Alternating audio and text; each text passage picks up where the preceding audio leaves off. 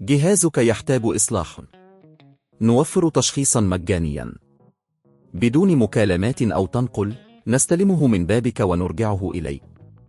قبل الإصلاح نرسل عرض السعر ونكمل بس بعد موافقتك. بسيط وشفاف واحترافي. الرابط في الوصف. يعتبر جهاز أشهر نيترو 5 من الأجهزة القوية المستخدمة في الألعاب والتطبيقات الثقيلة، ولكن قد يواجه بعض المستخدمين مشاكل مثل الدائرة القصيرة في المعالج. في هذا الدليل سنستعرض خطوات تشخيص وإصلاح هذه المشكلة بشكل مفصل. الخطوة 1: التشخيص المجاني. قبل البدء في عملية الإصلاح، من المهم أولاً إجراء تشخيص دقيق للمشكلة. يمكنك زيارة مركز الخدمة المحلي أو الاتصال بخدمة العملاء لمعرفة ما إذا كانت هناك أي عيوب معروفة في الجهاز. بعض المتاجر تقدم خدمة التشخيص المجاني، لذا تأكد من الاستفادة من هذه الفرصة. الخطوة 2: التأكد من مصدر الطاقة. في البداية، تأكد من أن مصدر الطاقة يعمل بشكل جيد.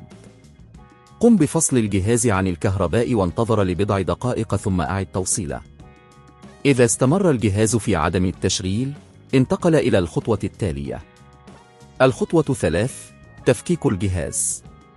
للتحقق من دائرة المعالج، ستحتاج إلى فتح غطاء الجهاز. استخدم مفكات مناسبة وافتح الغطاء برفق. تأكد من فصل البطارية قبل البدء في أي عملية تفكيك. الخطوة 4: فحص المكونات. بعد فتح الجهاز، تحقق من المكونات الداخلية مثل المعالج واللوحة الأم.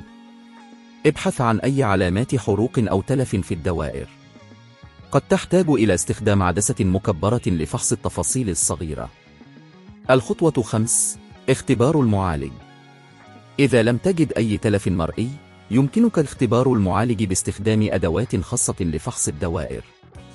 يمكنك الحصول على هذه الأدوات من المتاجر المختصة أو عبر الإنترنت. الخطوة 6: استبدال الأجزاء التالفة. إذا كان المعالج أو أي مكون آخر تالف، ستحتاج إلى استبداله. تأكد من الحصول على قطع غيار أصلية لضمان أداء الجهاز بشكل جيد بعد الإصلاح.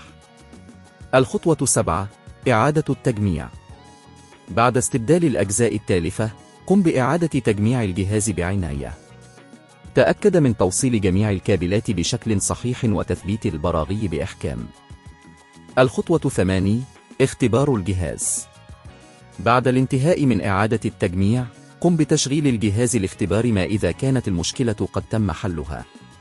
إذا عمل الجهاز بشكل طبيعي، يمكنك التأكد من أن عملية الإصلاح قد تمت بنجاح. الخدمة المميزة.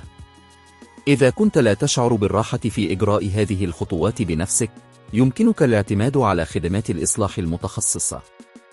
العديد من المراكز تقدم خدمة الاستلام من المنزل، مما يسهل عليك إرسال جهازك للصيانة. الأسعار تختلف حسب نوع الإصلاح، ولكن غالبا ما تكون ميسورة التكلفة مقارنة بتكلفة شراء جهاز جديد. جهازك يحتاج إصلاح. نوفر تشخيصا مجانيا بدون مكالمات أو تنقل، نستلمه من بابك ونرجعه إليك. قبل الإصلاح نرسل عرض السعر ونكمل بس بعد موافقتك. بسيط وشفاف واحترافي. الرابط في الوصف.